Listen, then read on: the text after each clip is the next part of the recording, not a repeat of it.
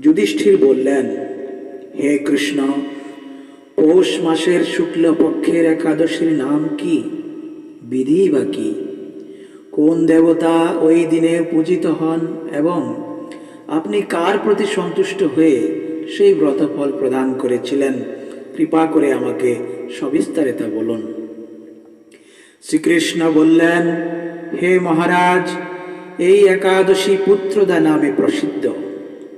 সর্বপাপ বিনাশিনী ও কামদা এই একাদশীর অধিষ্ঠাত্রী দেবতা হলেন সিদ্ধিদাতা নারায়ণ। ত্রিলোকে এর মতো শ্রেষ্ঠ ব্রত নেই। এই ব্রতকারীকে নারায়ণ বিদ্যান ও যশস্বী করে তোলেন। এখন আমার কাছে ব্রতের মাহাত্ম্য শ্রবণ করুন।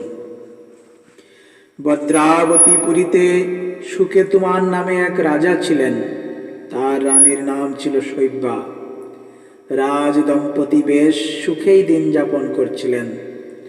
বংশ রক্ষার জন্য বহুদিন ধরে ধর্মকর্মের অনুষ্ঠান করেও যখন পুত্র লাভ হলো না, তখন রাজা দুশ্চিন্তায় কাতর হয়ে পড়লেন। তাই সকল ঐশ্বর্যবান হয়েও পুত্রহীন রাজার মনে কোনো সুখ ছিল না। তিনি ভাবতেন, পুত্রহীনের জন্ম বৃথা ও গৃহশূন্য। পিতৃদেব মনুষ্যলোকের কাছে যে ঋণ শাস্ত্রে উল্লেখ আছে, তা পুত্র বিনা পরিশোধ হয় না। পুত্রবান জনের এ জগতে যশ লাভ ও উত্তম গতি লাভ হয় এবং তাদের আয়ু, আরোগ্য, সম্পত্তি প্রভৃতি বিদ্যমান থাকে। নানা দুশ্চিন্তাগ্রস্ত রাজা আত্মহত্যা করবেন বলে স্থির করলেন। কিন্তু পরে বিচার করে দেখলেন, আত্মহত্যা মহাপাপ। এর ফলে কেবল দেহের বিনাশ মাত্র হবে, কিন্তু আমার পুত্রহীনতা তো দূর হবে না। তারপর একদিন রাজা নিবিড় বনে গমন করলেন। বন ভ্রমণ করতে করতে দ্বিপ্রহর অতিক্রান্ত হলে রাজা ক্ষুধা তৃষ্ণায় অত্যন্ত কাতর হলেন। এদিক ওদিক জলাধির অনুসন্ধান করতে লাগলেন। তিনি চক্রবাক, রাজহংস এবং নানা রকম মাছে পরিপূর্ণ একটি মনোরম সরোবর দেখতে পেলেন।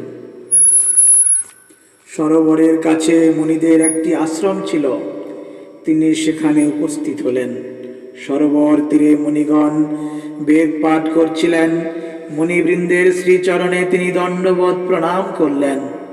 মুনিগণ রাজাকে বললেন, হে মহারাজ, আমরা আপনার প্রতি প্রসন্ন হয়েছি। আপনার কি প্রার্থনা বলুন। রাজা বললেন, আপনারা কে এবং কি জন্যই বা এখানে সমবেত হয়েছেন?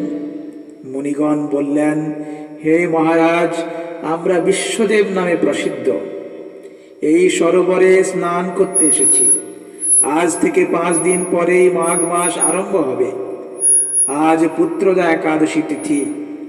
পুত্র দান করে বলেই এই একাদশীর নাম পুত্রদা। তাদের কথা শুনে রাজা বললেন, হে মণিবৃন্দ, আমি অপুত্রক, তাই পুত্র কামনায় অধীর হয়ে পড়েছি। এখন আপনাদের দেখে আমার হৃদয়ে আশার সঞ্চার হয়েছে। এই দুর্ভাগা পুত্রহীনের প্রতি অনুগ্রহ করে একটি পুত্র প্রদান করুন। মুনিগণ বললেন, হে মহারাজ, আজ সেই পুত্রদা একাদশী তিথি, তাই এখনই আপনি এই ব্রত পালন করুন। ভগবান শ্রীকেশবের অনুগ্রহে অবশ্যই আপনার পুত্র লাভ হবে। মুনিদের কথা শোনার পর যথাবিধানে রাজা কেবল ফল মূলাদি আহার করে সেই ব্রত অনুষ্ঠান করলেন। দ্বাদশী দিনে উপযুক্ত সময়ে শস্যাদি সহযোগে পালন করলেন। মুনিদের প্রণাম নিবেদন করে নিজ গৃহে ফিরে এলেন। ব্রত প্রভাবে রাজার যথাসময়ে একটি তেজস্বী পুত্র লাভ হল। হে মহারাজ, এই ব্রত সকলেরই পালন করা কর্তব্য।